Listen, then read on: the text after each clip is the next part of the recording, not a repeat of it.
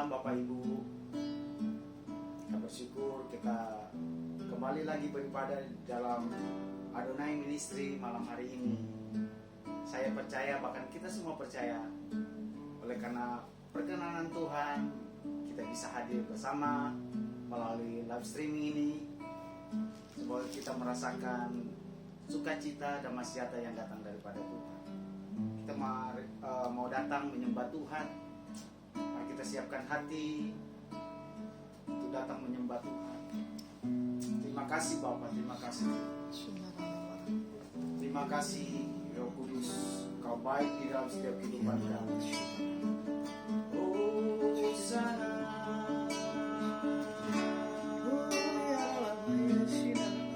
siara batakaya sikira babaya sabir. Kami bersyukur sebab Tuhan baik.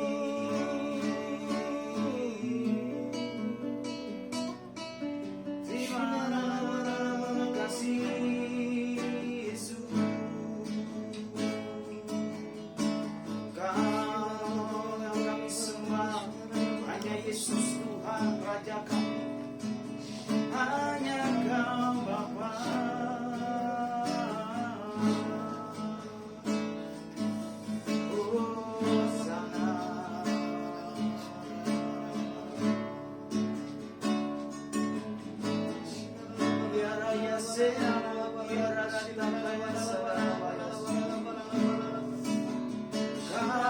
Tuhan yang setia, Kau Bapa-Ku yang baik. Oh, Rabatakaya Sikira Rabaya Sabi. Oh, sana.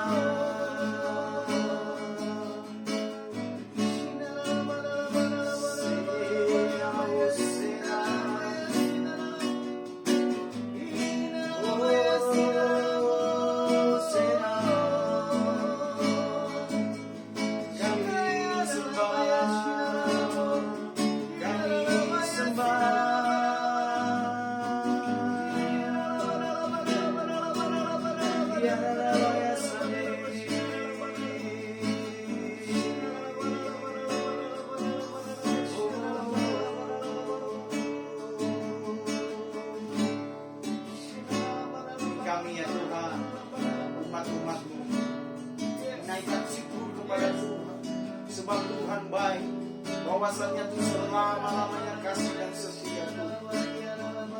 Kau kekuatan di jiwa kami. Terima kasih Yesus. Terima kasih.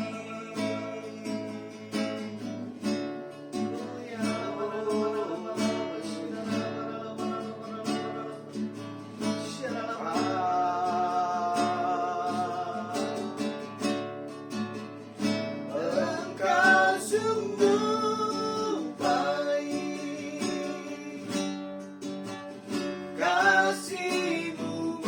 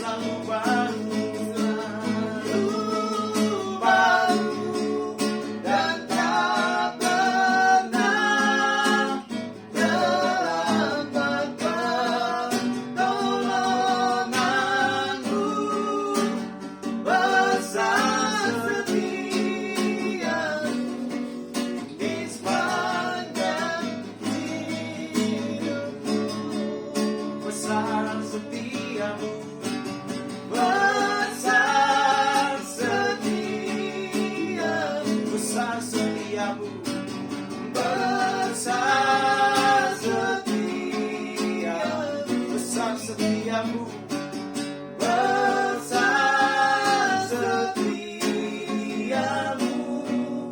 di sepanjang hidupku. Besar setiamu, haleluya. Besar kasih kebaikanmu, kami meninggikan dan mengagungkan Engkau sungguh baik.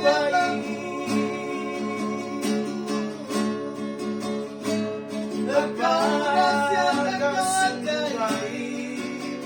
Kami bersyukur atas segala kebaikan-Mu, atas segala perbuatan-Mu. Engkau sungguh baik.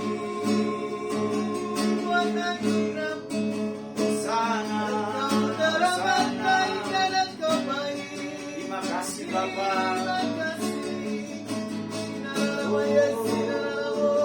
Siaran takaya sikira takaya sakaya rabaya sikira. Oh ya kaya raya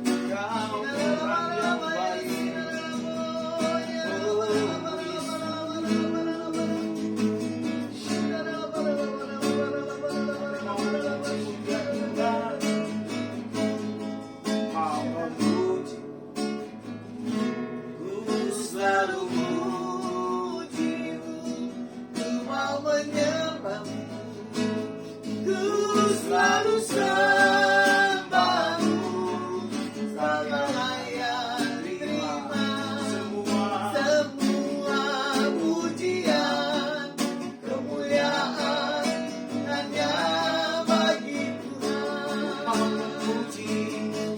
Mau memujimu, ku selalu pujimu, ku mau menyembahmu, selalu sembahmu. Kau yang layak terima semua pujian, kemuliaan hanya bagi Tuhan. Yesus, Kau sungguh baik. Yesus, Kau sungguh baik. Yesus, namamu indah. Oh Yesus, ku cinta Kau selalu, ku tinggikan, ku agungkan selamanya. Yesus, Kau sungguh baik. Yesus, namamu indah. Yesus, ku cinta Kau selalu, ku tinggikan, ku agungkan selamanya. Mau memujimu, ku selalu pujimu, ku mau menyembahmu. Kami selalu, ku selalu sembahmu. Kau yang layak terima semua pujian, kemuliaan hanya bagi Tuhan. Mau memuji, ku selalu pujimu, ku mau menyembahmu, selalu sembahmu. Kau yang layak terima semua pujian,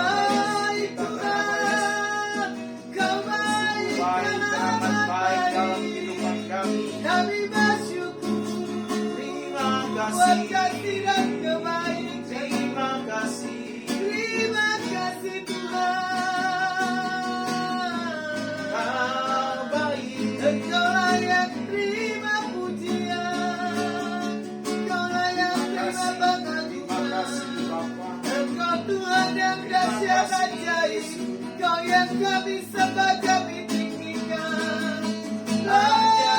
Glory bagimu. Sidarabaya, sidarabaya, sidarabaya, sidarabaya, sidarabaya, sidarabaya,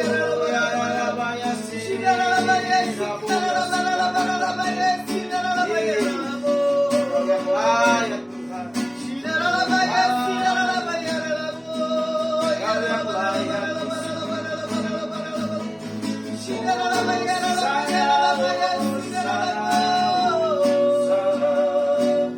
Yesus, Yesus engkau baik, bersungguh baik dan amat baik. Kami bersyukur buat kasih, buat kebaikan. Sidarabaya, sidarabaya, sidarabaya,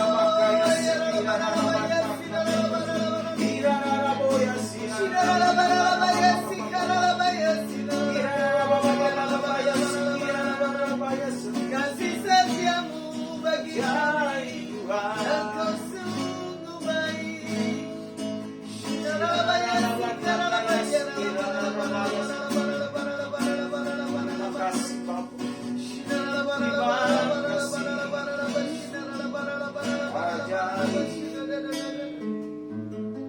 Kau besar,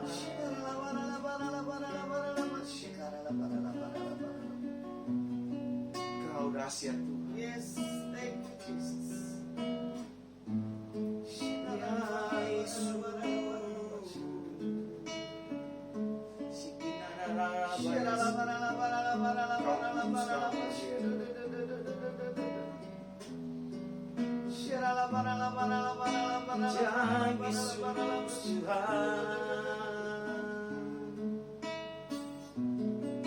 Terima kasih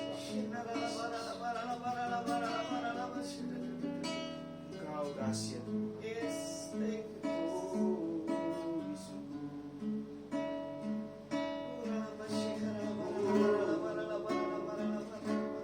Kudus, kuduslah Tuhan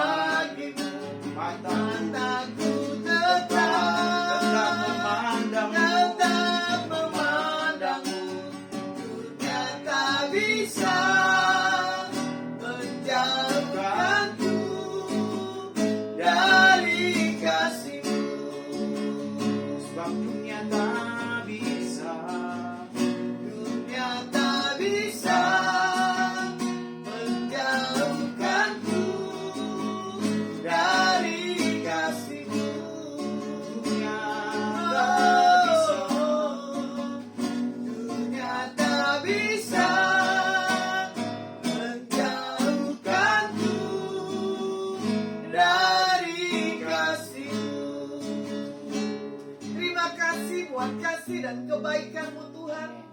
Kalau kami hidup pada hari ini, itu karena kasih anugerah kebaikan-Mu bagi setiap kami. Terima kasih kalau Kau kami kasih satu hal kesehatan, satu hal kesempatan untuk bisa bernapas. Itu karena kami mengerti cinta-Mu bagi setiap kami. Kau berkati kami yang di tempat ini, maupun live maupun siaran ulang. Biar nama Yesus Hamasiah dipermuliakan bagi setiap umat-Mu. Biarlah pujian, hormat, pengagungan Engkau yang layak terima pujian dari setiap kami umat-Mu. Haleluya. Amin.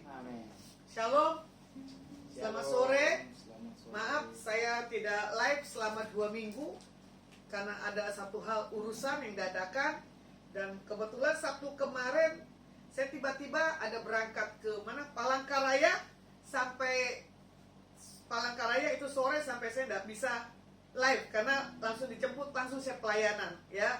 Tapi kita tahu tetap kita memuji dan menyembah Tuhan karena sesuatu hal yang kita tahu Tuhan buat sesuatu yang dahsyat ya.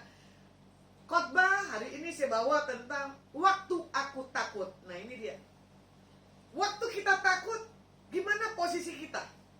Kita tenang, gusar, atau kita khawatir?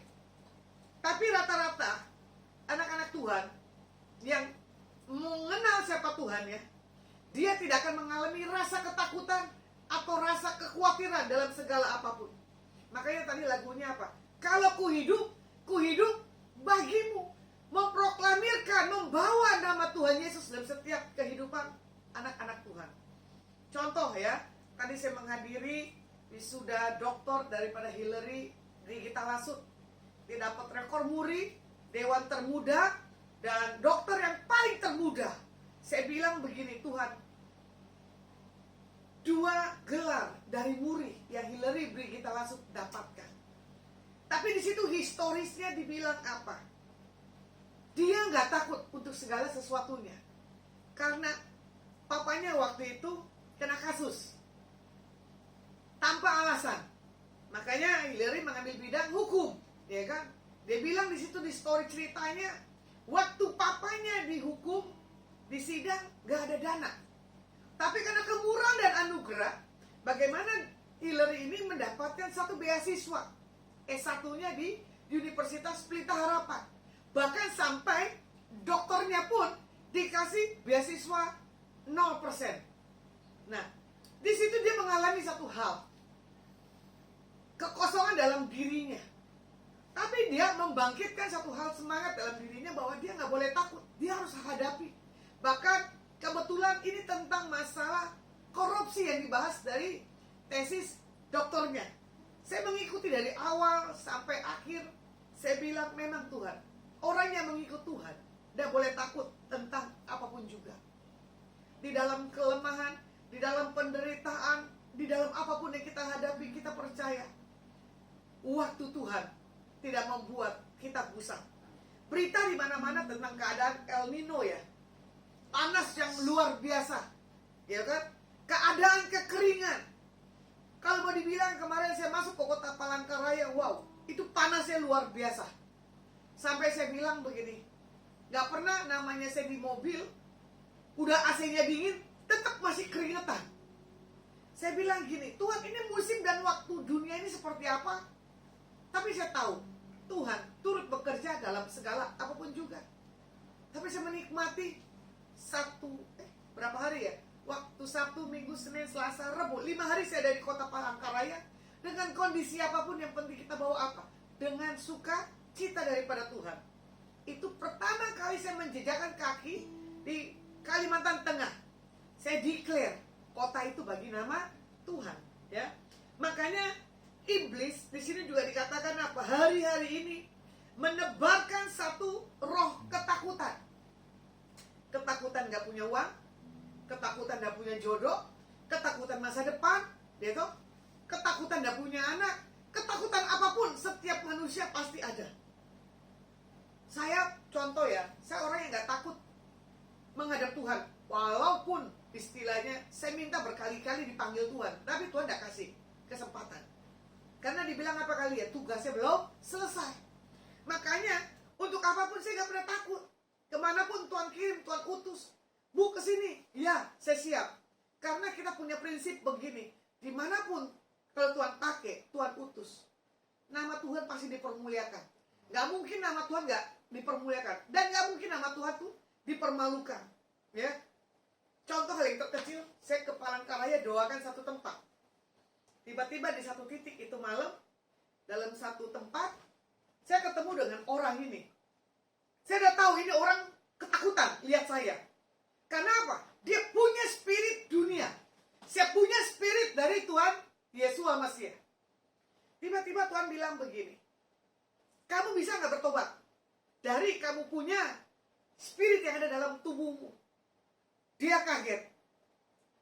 Bahkan ibu yang punya tempat ini pun dia baru sadar kalau tubuhnya itu semuanya bukan yang dia miliki, tapi spirit yang lain.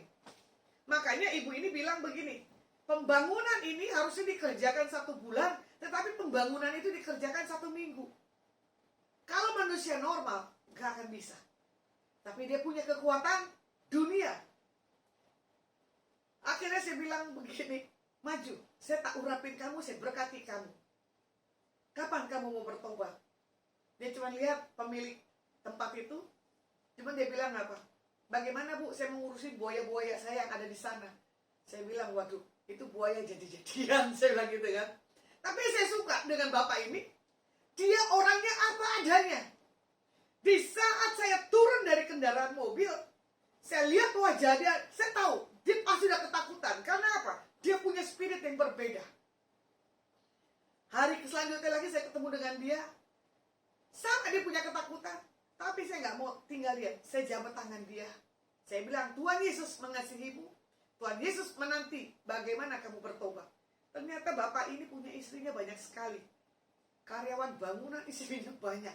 Semua isinya suka ribut karena apa? Nggak tahu tuh pembagian keuangannya seperti apa. Cuma saya tertawa. Hebat juga ya bapak ini. Punya kekuatan dunia tetapi istrinya banyak. Dia bisa menghidupi. Orang satu aja susah diurus, istri ya. Apalagi istri banyak dan anak banyak. Makanya di sini kalau mau kita lihat, di tengah-tengah keadaan seperti ini, bagaimana kita sebagai anak-anak Tuhan?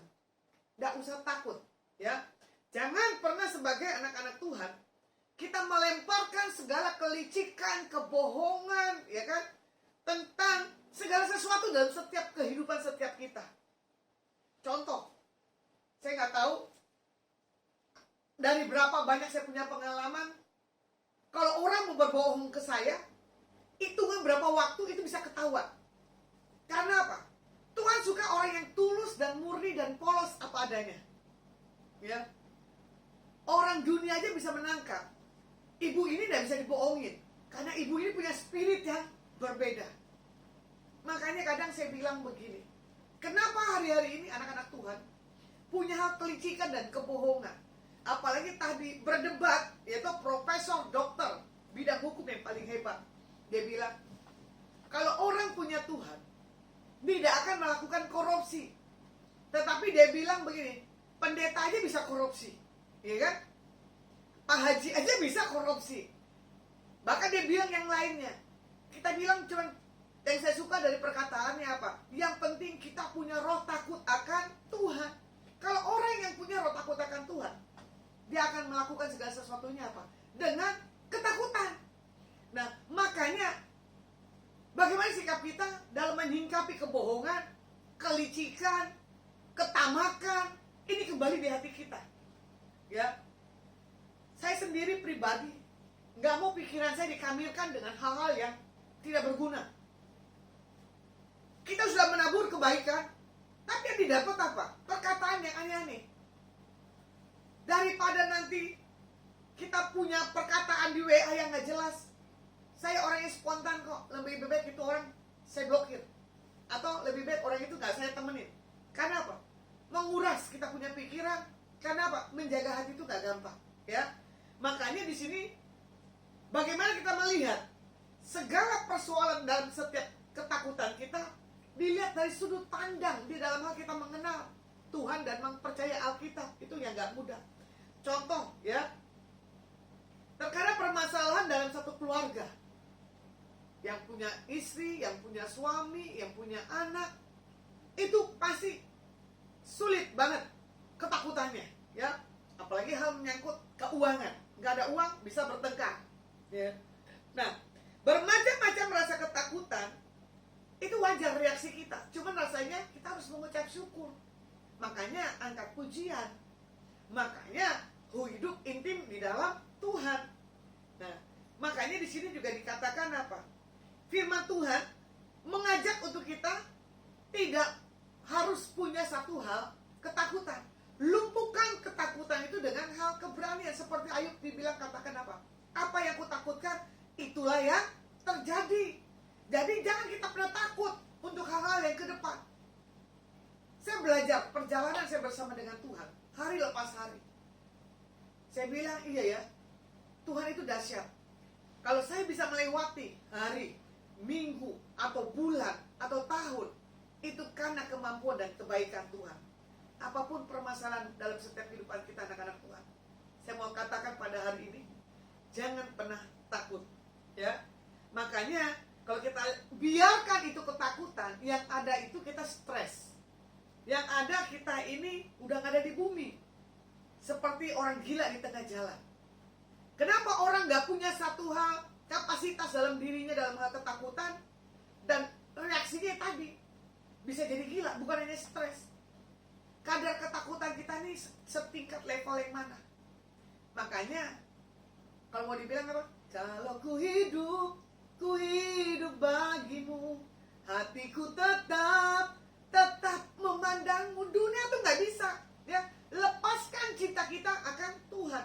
Makanya saya suka begini, hubungan pribadi kita dengan Tuhan 24 jam tanpa lihat waktu dan ruang. Tapi kita punya komunikasi dengan Tuhan yang tidak pernah berhenti, ya. Kalau mau dilihat di Mazmur 56 ayat yang keempat, di sini dikatakan apa? Waktu aku takut, aku ini percaya kepadamu. Nah, saya suka Mazmur Daud. Di dalam hal ketakutan, dia tetap percaya kepada Tuhan, bukan kepada yang lainnya. Kadang ketakutan karena gak dapat jodoh, ya toh? Tanya paranormal. Tadi saya kebetulan pulang diantar seorang komandan, istri komandan yang dipanggil Tuhan, suaminya, ya toh? Dia punya penghidupan, baginya itu udah aman, udah enak. Tiba-tiba Tuhan ambil suaminya, hilanglah, ya toh? Kisah tentang belahan hatinya. Tapi saya bilang, kamu harus semangat, masih ada hari esok, ya. Ibu ini cerita, aku tuh fotoku dibawa ke Taiwan apa Thailand, saya lupa, diramal oleh biksu. Saya bilang, oh iya, itu biksu yang terkenal, yang tua, yang pakai di meja, dia jago meramal. Saya bilang gitu. Karena orang mau ke tempatnya dia, harus antri berjejer-jejer. Ibu ini cerita tentang bagaimana ramalan biksu ini. Tapi di sini dia bilang, itu benar. Ramalan yang biksu itu, saya bilang, iya sih, beda tipis. Kenabian dan orang pintar. Tapi kalau orang pintar tidak punya kuasa. Tapi kalau yang dari Tuhan kenabian, itu ada kuasa dan menjadi satu hal jawaban, respon. Terus saya bercanda lagi, kita ngobrol lagi. Terus dia bilang ini, kita sudah lama ya tidak baku dapat, gitu toh. Ternyata dari 2016 sampai hari ini, itu saya nggak punya komunikasi. Tadi di acara wisuda dokter baru saya ketemu. Dia bilang, ayo kita ngobrol-ngobrol panjang lebar. Ya kita ngobrol-ngobrol. Akhirnya kita ketawa tentang masalah kehidupan. Ada orang yang saya ceritakan, dia nggak sanggup hidup miskin. Dia menjual dirinya. Ada orang yang nggak sanggup hidup karena hal jabatan, dia melepaskan segala sesuatunya. Tidak secara kebetulan, ya, di tempat itu saya berkenalan dengan banyak orang, saya sampaikan pesan Tuhan sampai orang ini bilang, wow, kau bisa mengerti. Akhirnya saya peluk lagi ibu komandan yang satu lagi. Kita bilang, ayo kita berdoa. Bayangkan ya, di tempat begitu aja kita bisa lakukan hal-hal mujizat. Makanya di sini nama Tuhan harus dipermuliakan. Jangan karena kita takut untuk melihat, waduh ini orang jenderal, waduh ini orang petinggi, waduh ini kita ketemu dengan begini. Nggak usah takut, santai aja, sama-sama makan nasi, ya. Cuman beda tingkat levelnya. tingkat sosialnya. Yang penting berhadapan ketemu dengan siapapun. Anggap aja itu sesuatu hal yang Tuhan pertemukan dengan tali kasih daripada Tuhan. Jadi di sini di dalam hal ketakutan kita jangan pernah menutup diri kita ini khawatir dan takut. Ya, kita harus jujur dan kita harus katakan di hadapan Tuhan supaya apa? Kita ini punya kelegaan. Contoh kalau saya punya masalah, saya nggak pernah menutup diri saya. Apalagi saya diproses kemarin ya dengan berita yang aneh-aneh. Cuma saya bilang begini, bersyukur selalu atas kasih-Mu dalam hidupku. Saya cuma memuji dan menyembah, cari hadirat Tuhan. Hitungan berapa hari Tuhan kasih jawaban. Sampai saya bilang, yes Tuhan, terima kasih. Saya nggak takut lagi. Cuma saya bilang begini, aku percaya Tuhanku dahsyat, Kau turun tangan, memulihkanku dan menyembuhkan. Makanya di masa kita ketakutan, di masa kita kekhawatiran, percaya Tuhan punya cara yang ajaib. Contoh, hal yang sepele. Sempat saya ketakutan, mau ketemu ini orang. Saya bilang, kenapa harus saya takut ketemu orang ini? Kan saya punya wibawa surgawi yang daripada Tuhan. Saya harus melangkah dengan iman. Akhirnya saya punya satu hal keberanian lagi. Makanya orang ibu ini kadang begini, kemana aja saya lihat ibu ini punya kepercayaan diri. Saya bilang enggak juga. Itu karena saya paksakan supaya saya ketemu siapapun tidak boleh takut, ya kan? Karena saya tahu kita anak-anak Tuhan harus tampil beda. Makanya tambahkan percaya kita dan kita harus punya semangat, sukacita dan antusias selama kita ada di bumi ini.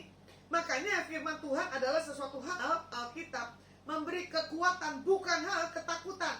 Makanya firman Tuhan mengingatkan untuk kita tidak takut. Karena yang kalau kita takut itu tidak berasal daripada Tuhan, ya. Makanya di sini juga dikatakan beri roh kekuatan, kebangkitan, satu semangat dalam diri kita. Makanya setiap kita kalau kita menghadap Tuhan dalam keadaan takut, kadang saya cuma bahasa roh aja. Makanya kadang orang lihat, wah ini ibu lagi bahasa roh mau ngapain, gitu kan? Karena apa? Kalau saya lihat ada rasa ketakutan, saya nggak mau muji tapi saya bahasa roh. Tapi orang mengerti, wah kalau ibu ini bahasa roh, itu pasti ada sesuatu. Ya benar juga, gitu kan? Karena apa? Orang yang melekat kepada Tuhan pasti ada satu tanda-tanda dalam segala apa yang kita akan lihat dan kita akan dengar. Kalau kita mau lihat di 2 Timotius 1 ayat yang ke-7, ya, bagaimana Alkitab katakan apa? Sebab Tuhan memberikan kepada kita bukan roh ketakutan, melainkan roh yang membangkitkan kekuatan, kasih dan ketertiban. Makanya di sini, ya, saya katakan yang pertama poinnya adalah roh yang membangkitkan kekuatan di 2 Timotius 1 ayat yang ke-7 tadi, ya. Makanya di sini dikatakan apa? Dalam diri kita itu pasti ada roh yang membangkitkan kekuatan.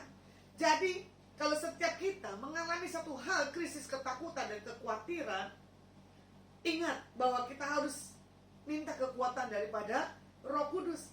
Karena roh ketakutan itu yang membuat satu hal diri kita tuh tidak berdaya, ya. Makanya jangan sampai roh kita yang dalam diri Tuhan itu dikecilkan karena keadaan dan masalah dan situasi yang merampas satu hal sukacita dalam diri setiap kita anak-anak Tuhan. Kembali saya ulang, ya, kejadian saya dari bulan Maret dan April. Bagaimana saya mengalami satu hal kesakitan dalam tubuh saya sampai saya tidak mengerti. Tiba-tiba saya cuma berdoa dan memuji nama Tuhan. Tuhan bisa kirim orang-orang yang menyampaikan isi hatinya, baik dari Tuhan maupun dari dunia. Semuanya meng-cross check. Tapi saya tahu saya punya Tuhan yang dahsyat, Tuhan yang memulihkan, Tuhan yang menyembuhkan. Kembali, roh yang kuat daripada Tuhan menghancurkan kuasa kegelapan apapun juga, ya. Makanya ku tidak takut, ya kan? Sebab kau Tuhan besertaku. Sebab Tuhan apa? Menolong. Jadi kalau kita punya hidup benar, hidup punya satu hal kepercayaan kepada Tuhan, Tuhan pasti menolong.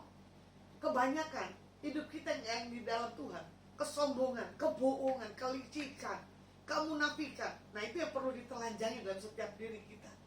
Contoh, orang yang rendah hati, firman Tuhan katakan apa? Akan mewarisi segala apa yang ada dalam bumi ini.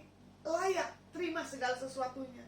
Makanya dikatakan lagunya apa? Sebab kau layak terima pujian, sebab kau layak terima pujian, sebab kau layak ku agungkan Yesus, Raja di atas segala raja.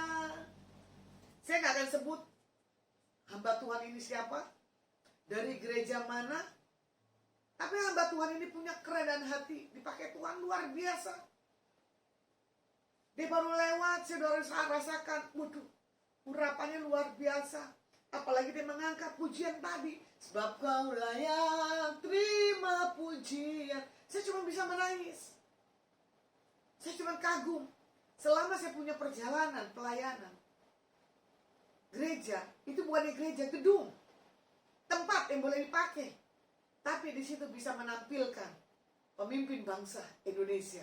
Saya bilang begini, wow, hamba Tuhan ini punya satu hal, dampak yang luar biasa. Hari-hari ini kebanyakan setiap kita baru dipakai Tuhan aja udah punya sesuatu hal yang bergeser. Sikap hatinya, penampilannya, gayanya, semuanya sebab berubah.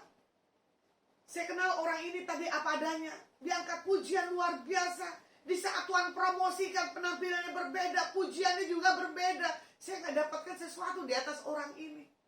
Dan sementara ada orang yang biasa, gitu, dengan nada wajah mimik yang biasa-biasa, tetapi bisa dirasakan satu hal urapan. Sampai saya rasakan satu hal lawatan sampai saya menangis. Wow, ini orang pasti punya kedekatan akan Tuhan.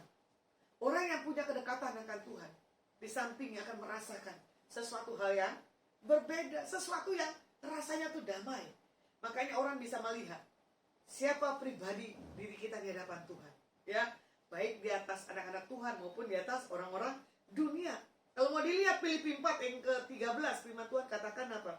Segala perkara dapat kutanggung di dalam Dia yang memberi kekuatan kepadaku. Makanya dibilang Filipi 4, jangan takut. Bagaimana kita melihat Yesus waktu di atas perahu, ya kan? Waktu dia mengalami di Taman Getsemani, Yesus juga sempat mengalami satu hal, ketakutan. Tapi dia harus lewati masa-masa ketakutan. Yesus mengambil waktu untuk datang kepada Tuhan dan berdoa. Dan di situ Yesus mendapatkan satu hal, kekuatan. Kita belajar dari seorang figur Tuhan Yesus sendiri, ya. Makanya pilihan pada setiap kita anak-anak Tuhan, maukah kita bangkit, maukah kita kalahkan ketakutan dalam diri kita. Nah, kembali ke pribadi kita masing-masing. Bagaimana yang kedua, roh yang membangkitkan kasih, ya. Tuhan bekerja secara sempurna dalam kehidupan kita, dan Tuhan tidak pernah meninggalkan kita. Karena kasih yang sempurna bukan dari kita, sebab kasih kita sempurna datangnya daripada Tuhan. Saya kembalikan, orang kalau sudah punya mental dari dasarnya, punya kasih, ya, dia nggak akan pelit, dia nggak akan setengah-setengah pelayanan, dan dia tidak akan memandang orang yang dijumpai. Kalau orang yang punya kasih, tapi ada orang hidupnya pahit, dilukai, selalu ketemu orang pun luka dan pahit. Di saat ketemu yang orang punya kasih, image-nya tetap pahit dan gak percaya. Kadang saya jumpai anak-anak Tuhan yang pasti punya simpan luka batin dalam dirinya yang belum mengalami hal kelepasan. Makanya saya paling benci anak-anak Tuhan bilang begini, dulu harusnya kita menjadi manusia baru yang sudah dirubah, yang harusnya kita memiliki buah-buah roh. Makanya bagaimana Tuhan akan menyempurnakan diri kita tuh dalam hal kasih. Cinta itu bukan yang atas yang kita, orang yang kita suka, ya kan? Cinta itu di atas orang yang tidak kita suka, baik di keluarga maupun di lingkungan.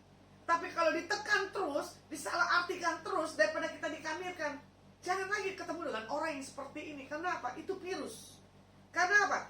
Karakter hidup rohnya tidak mau diperbaharui. Selalu yang keluar itu kata-kata pahit. Makanya di sini juga dikatakan, Kasih yang sempurna itu datangnya dari Tuhan Yesus. Contoh dalam hal makanan, ya. Saya orang yang suka hal memberi. Baik secara keuangan pun sama. Kalau Tuhan suruh kasih, ya harus saya kasih. Tadi saya sharing dengan kakak saya. Dia cerita tentang Debbie Basir katanya. Ya, ini lucu kisah cerita khotbahnya Debbie Basir. Ternyata ada hamba Tuhan yang dia kenal. Gembala istrinya seorang dokter. Dia punya mobil. Debbie Basir punya pesan Tuhan katanya begini. Kasih wakil gembala ini mobil katanya gitu kan. Cuma Debbie Basir bilang gini, enggak Tuhan. Dia tangking, dia tolak tapi suara itu keras. Dia harus kasih wakil pendeta ini mobil. Kalau begitu Tuhan, kamu ngomong sendiri dengan suaminya. Ternyata suaminya ngomong, "Mah, Tuhan suruh kasih wakil gembala itu mobil. Karena wakil gembala itu mobilnya sudah tua dan mogok duduk di pinggir jalan." Ternyata sudah diamati kenal dengan Debbie Basir. Nah, tiba-tiba Tuhan bilang apa? Kasih mobil selevel gembalanya. Nah, entah kenapa Debbie Basir datang ke showroom, ketemu dengan satu jemaat kali, karena Debbie Basir punya nama. Dia bilang begini, mau beli apa? Mau beli mobil buat seorang pendeta. Nah, kamu harus berdoa di situ ya. Saya sampai tersentak dengan pengakuan kakak saya gitu kan. Tiba-tiba dibilang begini, mobil apa yang kamu mau beli? Mobil ini. Oke, dari kamu setengah, dari saya setengah. Jadi Ibu Debbie Basir punya satu hal ketaatan, ya. Dia dapat setengah pembayaran untuk memberkati wakil gembala ini. Sementara sudah di cross check suami istri, punya kesepakatan harus memberkati wakil gembala ini. Istilah pepatahnya berkata gini, pucuk ditiba, ulam tiba. Mimpi apa ini seorang wakil gembala dapat satu kendaraan mobil selevel dengan gembalanya. Wow, saya bilang dahsyat ya. Makanya hari-hari gini, bagaimana kita berdampak, bagaimana kita memberkati. Kalau mau dibilang Debbie Basir dulunya, ya toh, Tuhan berkati di dalam keluarganya. Setelah mengikuti Yesus, Tuhan proses. Tapi hatinya tidak bergeser, tetap punya kasih. Makanya roh yang membangkitkan kasih itu gak gampang, ya. Dulunya diberkati dalam keluarga, menikah mengalami proses. Di bawah Tuhan di masa pandemik dipromosikan sampai dia booming. Ternyata dari hasil YouTube-nya, ya, seluruh Indonesia dia buat sekolah hal penginjilan. Nah, maunya saya seperti itu. Kalau saya diberkati bukan buat diri, tetapi berdampak, ya. Makanya saya nggak akan sebutkan lagi wanita-wanita yang dipakai Tuhan di akhir zaman ini yang dahsyat, membuat satu hal terobosan-terobosan. Saya bilang, Tuhan, saya masuk kapan? Seperti yang mereka lakukan, yang memiliki satu hal kasih yang tanpa dipaksa, ya. Makanya kadang orang bilang begini, aku sayang kamu Bu Lasma. Bukti nyata berjalan dengan waktu ketahuan kok. Nanti ya kalau aku diberkati, bukti waktu dengan berjalannya kelihatan kok. Orang yang cintakan Tuhan, orang yang mengasihi orang, gak usah diucapin, tunjukkan dengan sikap dan karakter. Makanya kadang orang bilang begini, susah sekali ya kalau Bu Lasma ngomong cinta atau apapun. Saya bilang iya, karena apa? Perlu pertanggungjawaban. Karena apa? Kalau nggak dijalanin, wah itu repot. Makanya saya bilang begini, bagaimana kita punya sikap hidup, menyingkapi hari dengan hari, ketemu dengan orang siapa dan dibohongin dengan siapa, bagaimana sikap kita? Marah nggak? Sungut nggak? Nggak usah, ya. Kita kembali 1 Yohanes 4 ayat 18, firman Tuhan katakan begini, di dalam kasih tidak ada ketakutan. Kasih yang sempurna menyelenyapkan ketakutan. Sebab ketakutan mengandung hukuman, dan barang siapa takut, ia tidak sempurna di dalam kasih. Bagaimana ketakutan adalah satu hal hukuman. Makanya kadang begini, apa yang kau takutkan? Apa yang kau simpan dalam dirimu, hal kepahitan? Itu pasti ada hukumannya, sakit penyakit. Itu ada hukumannya, kita mengalami satu hal dilema dalam setiap kehidupan. Makanya dibilang begini, hiduplah kita di dalam hal kasih, ya, supaya kita tidak mengalami satu hal ketakutan. Makanya di sini juga dikatakan kasih tidak pernah goyah. Kasihnya besar, Makanya dibilang apa? Kasih itu adalah agape, ya. Jadi tidak bersyarat. Jadi kasihnya itu harus kekal. Kasih itu jangan sampai putus sampai di situ. Nah, makanya dibilang begini, kasih itu tidak pernah goyah, ya. Bagaimana kasih itu harus besar? Karena begitu besar kasih Allah akan dunia ini. Nah, Kisah Rasul 3 ayat 16. Tuhan mengorbankan anaknya. Kalau Tuhan sudah mengorbankan anaknya, kasih dalam diri kita, kita implementasikan kasih itu kepada siapapun juga. Jangan pilih-pilih. Nah, contoh kasih yang kekal, ya. Tadi sebelum saya pulang, saya bilang begini, di seputar sini Tanjung Duren ada pisang goreng madu yang paling enak, ibu mau beli nggak? Mumpung ibu era sini. Oh ya, itu terkenal, katanya bilang gitu kan. Ya, akhirnya beli. Kamu Lasma mau? Boleh, saya bilang begitu kan. Saya nggak kepikiran kalau hari ini saya ada streaming. Kenapa saya harus minta 5 ini pisang madu gitu kan? Nah, nggak tahu di sini juga ada tamu ternyata, ya kan? Nah, itu juga harus kita kasih tamu itu. Lucunya lagi dibilang enak. Cuma saya bilang begini, saya hidup karena kemurahan Tuhan. Saya pernah mengalami satu hal, keterpurukan, dan saya pernah mengalami satu hal di promosi Tuhan, tapi saya tetap jaga hati saya di hadapan Tuhan. Makanya dibilang gimana? Orang yang punya kasih nggak akan kekurangan. Orang yang punya kasih dipelihara oleh Tuhan. Makanya di sini katakan apa? Kasih Bapa surgawi adalah yang membuat kita tuh tidak takut. Makanya di sini juga dikatakan Tuhan minta sikap hati kita. Masihkah kita punya kesetiaan akan Tuhan dalam hal ketakutan dan setiap kehidupan kita. Yang ketiga, Roh yang membangkitkan ketertiban, ya. Kita diberikan kemampuan untuk mendisiplinkan nih pikiran supaya tertib. Nggak gampang loh. Pikiran ini dipengaruhi untuk kita tidak membuahi. Kita dilukai, kita punya pikiran, gue harus bunuh, gue harus pukul dia, ya kan? Nah, ini yang dikatakan apa? Roh yang membangkitkan ketertiban. Sebab segala sesuatu apa yang dipikirkan itu yang nanti akan turun ke dalam hati. Makanya di sini juga dikatakan apa? Kadang pikiran itu berlawanan dengan kepanikan, dengan kebingungan yang akan muncul di dalam hal situasi tiba-tiba. Contoh, ya. Tahun berapa saya lupa, saya pulang dari pelayanan Toraja, Makassar. Tiba-tiba rumah saya kebakaran. Ya. Saya tahu papa saya itu kan stroke, punya gejala stroke setengah badan. Tapi waktu dia panik, waktu dia takut, api sudah mau masuk ke arah belakang rumah saya. Entah kenapa papa saya punya kekuatan lebih. Ayolah Pak, kita angkat barang ini. Saya bilang, oh jangan Pak, saya kuat karena saya fitness. Bapak kan sakit, saya bilang gitu. Enggak, Bapak bisa. Sebisa mungkin saya selamatkan barang yang ada dalam rumah ini. Makanya di dalam hal takut apapun, saya nggak pernah takut. Mau keadaan apapun juga, baik naik di kapal pun, baik di pesawat pun, maupun di bus, ya. Berapa kali itu saya mengalami satu hal bencana-bencana, tapi kalau bukan waktunya Tuhan tuh, dia nggak bisa, ya. Jadi waktu ketakutan begitu, ada api besar, Bapak saya punya satu kepanikan, kebingungan, sampai semua tenaganya bisa membawa ya hal-hal yang berat.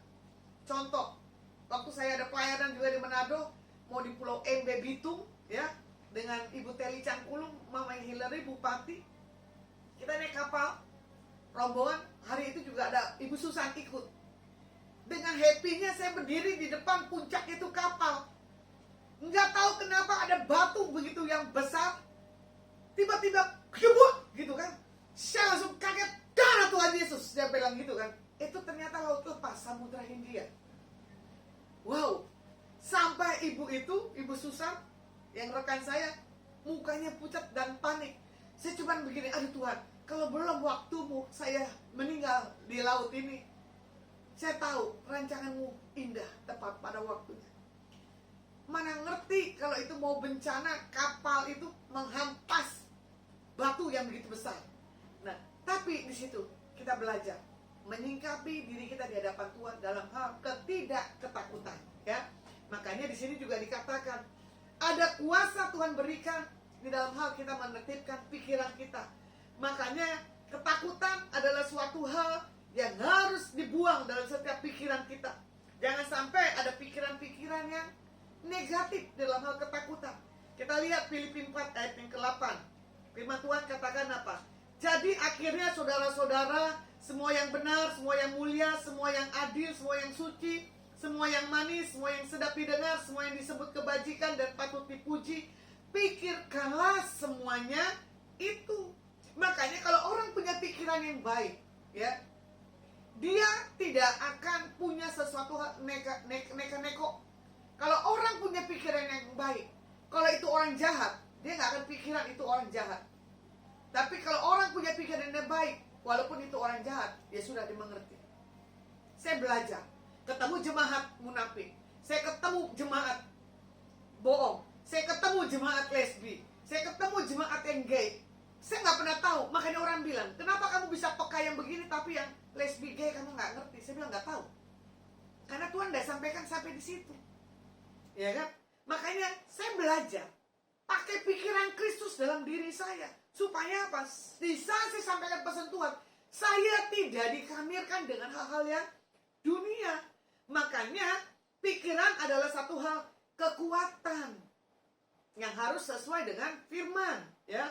Tuhan minta untuk kita intim dengan dirinya.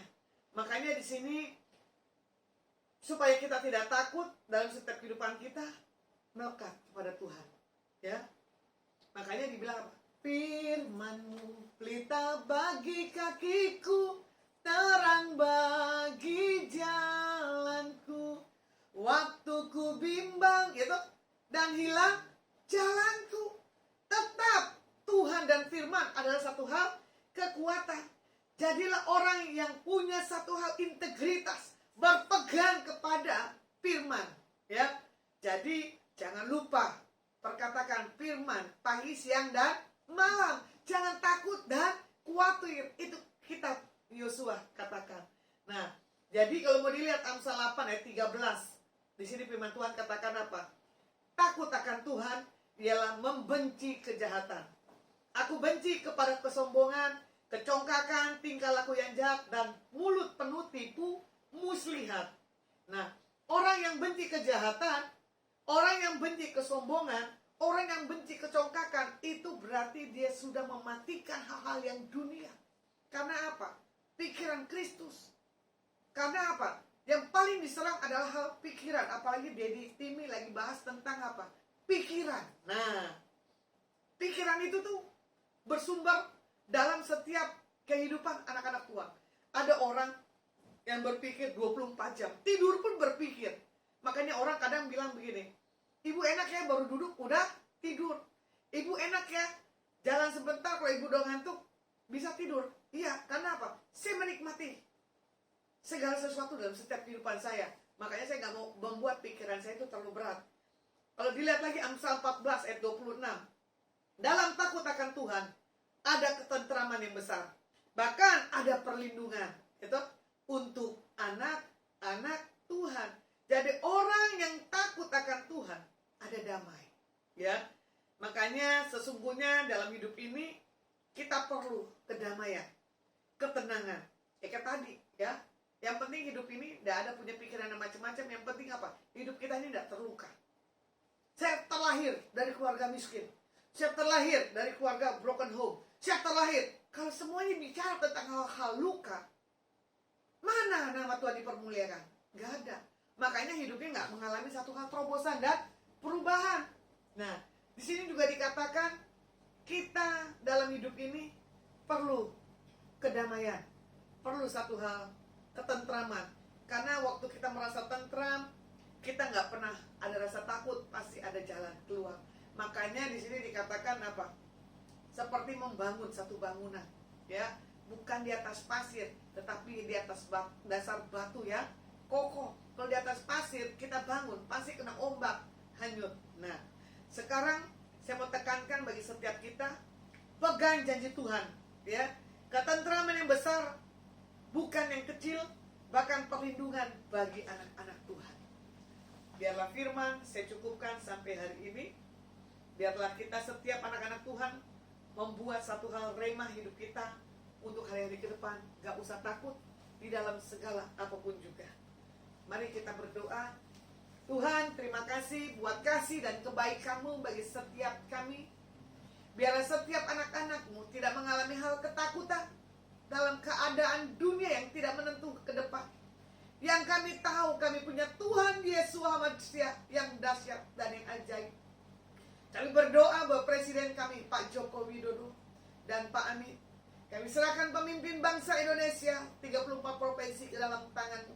Shalom, damai sejahtera, sukacita yang daripada Tuhan turun di atas para pemimpin bangsa kami. Diberkati RT, RW, lurah, camat, wali kota, bupati, gubernur, para menteri Tuhan, darat, kepolisian, baik laut maupun udara. Kami percaya TNI diberkati dan diurapi Tuhan. Diberkati para hamba-Mu yang esok melayani, para pendoa, sekolah minggu, konselor, asyar, pemusik, multimedia, apapun yang terlibat dalam hal pelayanan. Tuhan beri kesehatan dan kekuatan. Biarlah yang terbaik daripada Tuhan Yesus Masiah kami terima dengan iman. Hamba-Mu mengangkat tangan, memblessing bagi setiap umat-umat-Mu. Pulanglah dan bawalah berkat yang terbaik yang datang di dalam nama Bapa, Putra dan Roh Kudus, di dalam persekutuan yang manis mulai hari ini sampai selama-lamanya. Biar apa yang dipegang dikerjakan ke depan, dibuat Yesus Masiah berhasil. Yang sudah terima berkat Tuhan, mari kita sama-sama katakan amin. Kiranya Engkau memberkati aku berlimpah-limpah dan memperluas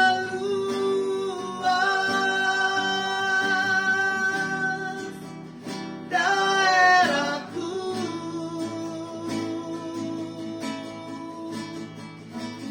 dan kiranya tangan-Mu menyertai aku dan melindungi aku daripada malapetaka,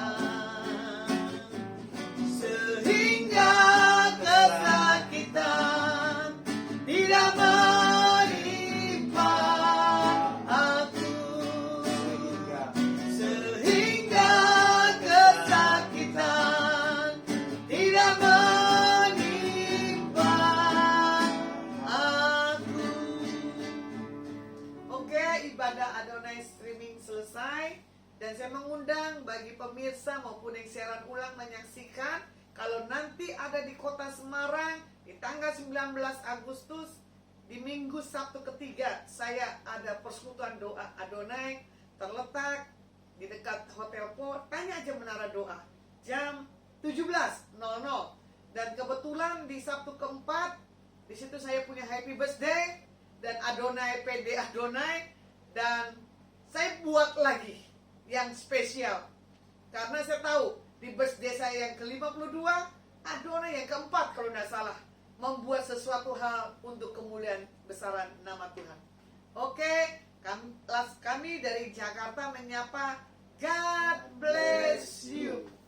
Tak sekiranya Engkau memberkati